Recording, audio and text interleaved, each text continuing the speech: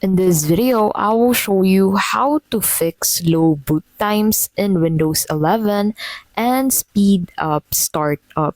But before we get started with the video, please don't forget to check out the links in the description for bonuses and resources we share with our viewers. So, to get started, the first thing that you will need to do is to go ahead and open your device and then open the task manager by clicking on the Control, Shift, and Escape on your keyboard.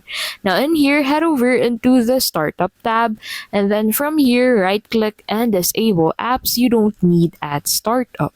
Now after that, you need to go ahead and enable fast startup. So to do that, close this up and then open Control Panel. Now, once on Control Panel, click on System and Security, and then inside that, you'll be able to find Power Options. So in here, go ahead and click on Power Options. And then from here, you'll need to go ahead and choose what the power buttons do. Click Change Settings that are currently unavailable and check Turn on Fast Startup.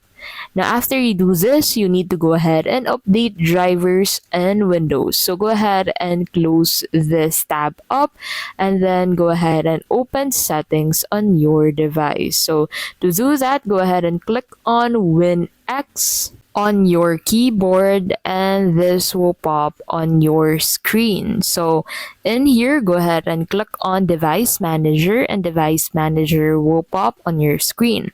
So in here, go ahead and update outdated drivers on your Windows device. That is basically how you can fix slow boot times in Windows 11 and speed up startup.